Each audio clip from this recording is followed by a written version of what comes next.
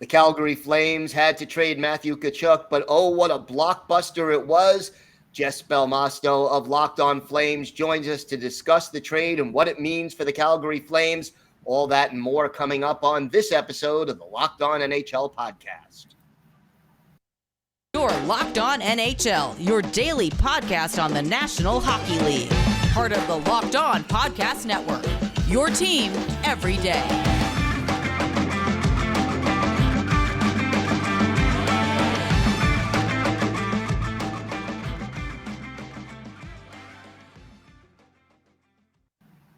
And happy Monday, everybody, and thank you for joining us here on the Locked On NHL podcast. Gil Martin, always glad to be with you every Monday as we bring you the biggest stories from around the league. Thank you for making Locked On NHL your first listen every day. We are free and available on all platforms.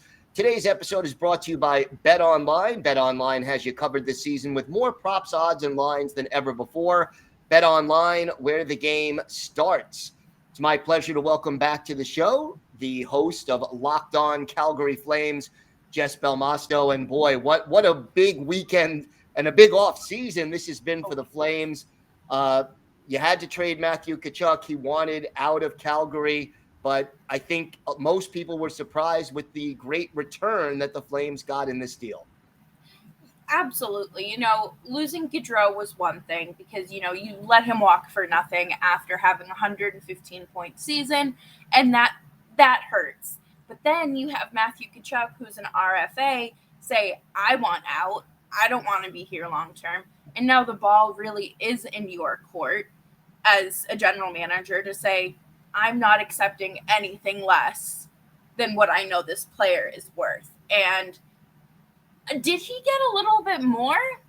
Yeah, Brad Treliving did. I think that it's, getting Huberdeau was just insane. I don't think anyone saw that coming. And Johnny Gaudreau and Jonathan Huberdeau were tied for with 115 points last regular season. So, that eases the pain a little bit.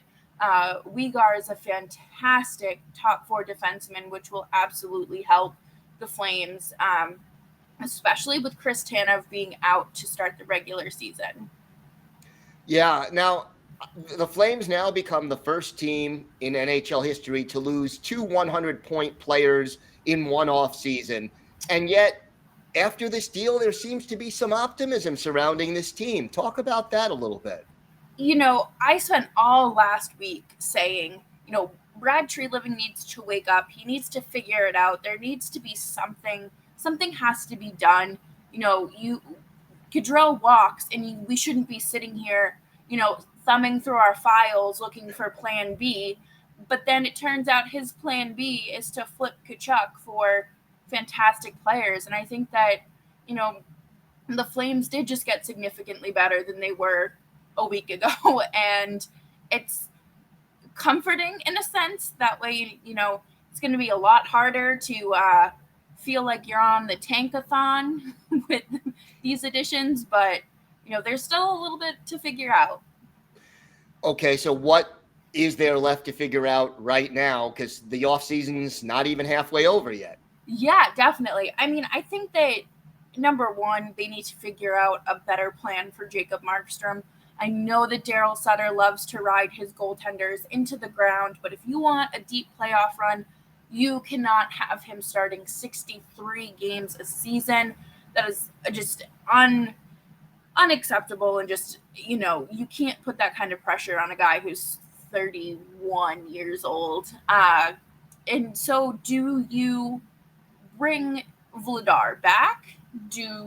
What do you do? Do you find, I just don't know how they can find another backup that they trust as much as they trust Markstrom to take a little bit of the weight off. And, another thing that they're going to have to worry about is filling in some of those holes that, the departures and promotions are leaving, because obviously right now I would say that you're promoting Mangiapane to the top line, and you can only tinker with so much with what you have unless you do plan on calling up some of the younger guys from the AHL. Yeah, and we'll see, who are some of the top candidates to fill that spot. Yeah, I would say Pelletier and Matthew Phillips are definitely the top two candidates for those positions. And for defense, I would probably say Connor Mackey, even over Huso Valimaki, because him and Daryl Sutter just could not get along at the start of last season, which kind of ended up with him having a very difficult transition down in the AHL. He ended up being suspended, I think, 2 or 3 times.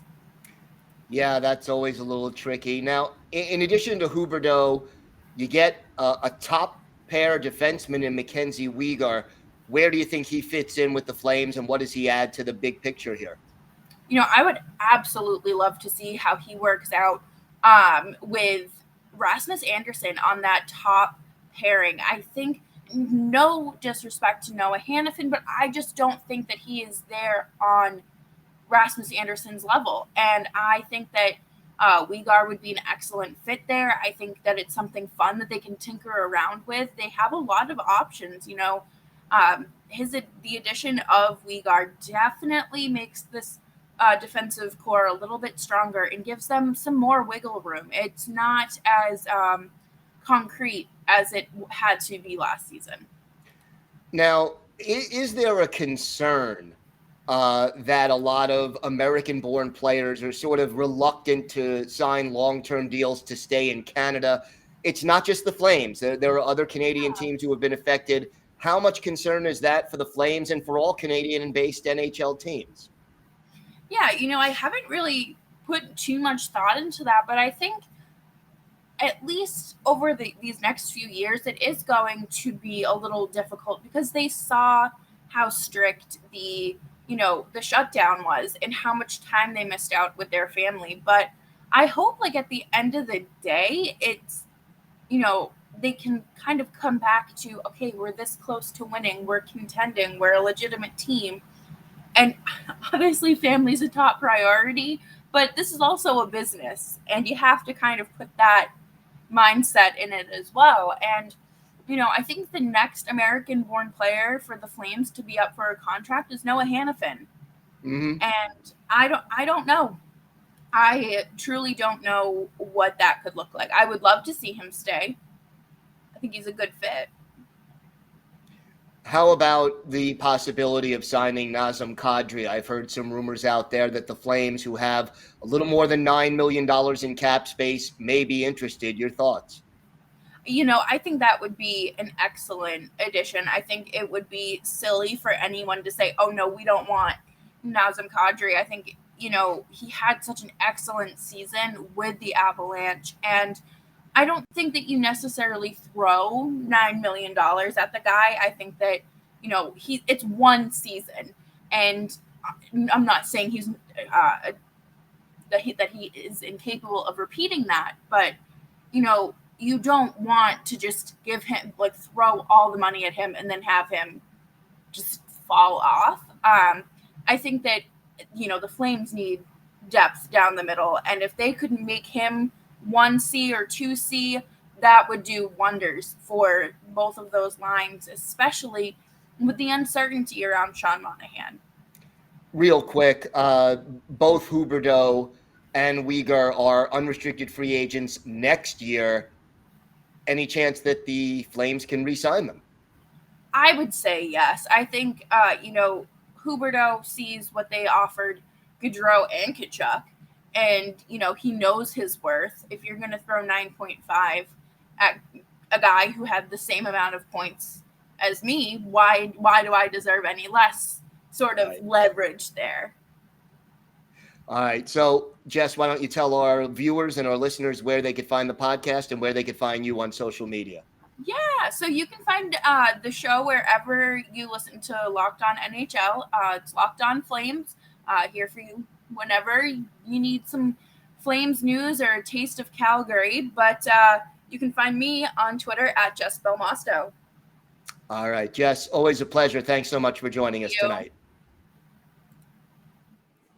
Today's episode is brought to you by your friends at BetOnline. BetOnline.net is the fastest and easiest way to check in on all your betting needs. Find all your favorite sports and events at the #1 online source for odds, lines, and games. Find reviews and news of every league, including Major League Baseball, the NFL, NBA, NHL, combat sports, esports, and even golf. BetOnline continues to be the top online resource for all your sports wagering information. From live in-game betting, scores, and podcasts, they have you covered. Head to BetOnline today or use your mobile device to learn more about the action. BetOnline, where the game starts.